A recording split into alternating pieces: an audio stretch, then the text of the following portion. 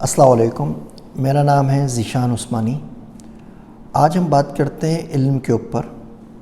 علم کی جب بارش ہوتی ہے تو وہ بغیر کسی تعصب کے سب لوگوں پہ برستی ہے۔ ڈپینڈ کرتا ہے کہ آپ اس علم کو کیسے ریسیو کر رہے ہیں، کیسے محفوظ کر رہے ہیں، آگے کس طرح پہنچا رہے ہیں، اس علم کی زکوٰۃ کیسے نکال رہے ہیں اور اس کو خیر کے لیے کس طرح استعمال کر رہے ہیں۔ دیکھیے، 4 طرح کے لوگ ہوتے ہیں۔ پہلے لوگ وہ ہوتے ہیں جو صحرا کی مانند ہوتے ہیں، جتنا چاہے اس پہ پانی برس جائے وہ ہمیشہ پیاسا رہتا ہے، تھوڑے کچھ سیکنڈز کے لیے ریت گیلی ہوتی ہے، اس کے بعد وہی خشک سراب آپ کو نظر آتا ہے۔ آپ جب وہاں پہ پہنچتے ہیں تو پانی کوئی نہیں ہوتا۔ ایسے لوگوں کا کچھ نہیں بگڑتا، وہ ادھر سے بھی سنتے ہیں، ادھر سے بھی سنتے ہیں، ادھر سے بھی سنتے ہیں، ادھر سے بھی سنتے ہیں، رہتے بالکل کورے۔ آپ کو لگتا ہے کہ وہ لوگ اتنی مجالس میں بیٹھ رہے ہیں، اتنے موٹیویشن اسپیکرز کو سن رہے ہیں، اتنی زیادہ کتابیں پڑھ رہے ہیں، تو سراب کی مانند ان کے پاس کچھ نہ کچھ تو ہوگا۔ لیکن جب آپ ان کے پاس پہنچتے ہیں تو آپ ان کو بالکل خالی پاتے ہیں، بلکہ وہی آپ سے الٹا پانی مانگ رہے ہوتے ہیں۔ ان کے پاس کچھ نہیں ہوتا آپ کو دینے کے لیے۔ ہماری ایک نوجوان نسل ہے، اس میں سے اکثریت کا تعلق اس صحرا والی برانچ سے ہے۔ وہ دنیا بھر سے سیکھتے رہتے ہیں لیکن خالی رہتے ہیں۔ اس کی وجہ مجھے تو نہیں معلوم، میں بھی سوچ رہا ہوں، آپ بھی سوچیں۔ دوسری قسم کے لوگ ہوتے ہیں پہاڑ کی مانند، ان پہ پانی برستا رہتا ہے، انہیں کوئی فرق نہیں پڑتا۔ وہ تو اپنے اندر، صحرا والے تو کم سے کم جذب کر لیتے ہیں نا، 2-4-5 منٹ کے لیے کم سے کم فلم کی طرح اس حصار میں آ جاتے ہیں، بولتے ہیں واو مزہ آیا۔ ان کو واو بھی نہیں نکلتا، ان کو فرق ہی نہیں پڑتا، جو چاہے بولتے رہیں، ان پہ کوئی اثر نہیں پڑتا۔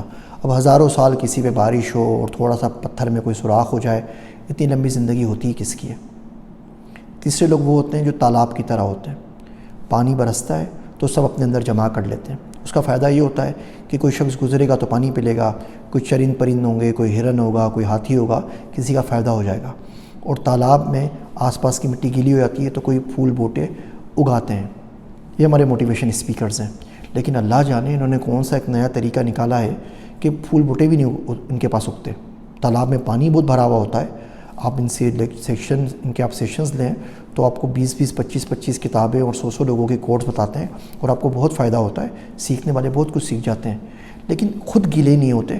سمجھ میں نہیں آتا ہے کون سا طریقہ نکالنا ہے، پوچھنا پڑے گا کسی دن جا کے ان کے پاس۔ لیکن بہرحال علم بہت سارا جمع کیا ہوا ہوتا ہے اور آپ ان سے سیکھ سکتے ہیں۔ چوتھے قسم کے لوگ ہوتے ہیں اصل، وہ زرخیز زمین کی مانند ہوتے ہیں۔ تھوڑا سا پانی گرتا ہے، ہر جگہ گھاس اگاتی ہے، پودے اگاتے ہیں، درخت اگاتے ہیں، اور کئی سینکڑوں سال تک لوگ اس سے فیض پاتے ہیں۔ تو کوشش کریں اس چوتھی کیٹیگری کے اندر آئیں، جو علم آئے اس کو آگے پہنچا دیجئے، علم کی زکوٰۃ نکالیں۔ میرے سر عبد الرحمن صاحب وہ کہا کرتے تھے کہ ہر وہ شخص جو خرچ نہ کرے اس کا جمع نہیں ہوتا۔ بہت دیر سے بات سمجھ میں آئی۔ اگر آپ علم خرچ نہیں کر رہے تو آپ کے پاس جمع بھی نہیں ہوگا۔ If you want success, you need to make sure that you have a hand in success of everybody around you۔ آپ خود آگے جا رہے ہیں تو آپ نے کوشش کرنی ہے کہ آپ کے آس پاس موجود جتنے لوگ ہیں وہ آپ کے ساتھ ساتھ آگے بڑھیں۔ ان کے سروں کی مینار تعمیر کر کے آپ زیادہ دور تک نہیں جا سکتے۔ امید ہے یہ باتیں آپ کو سمجھ میں آ رہی ہوں گی۔ میں ہوں آپ سب کا ذیشان عثمانی۔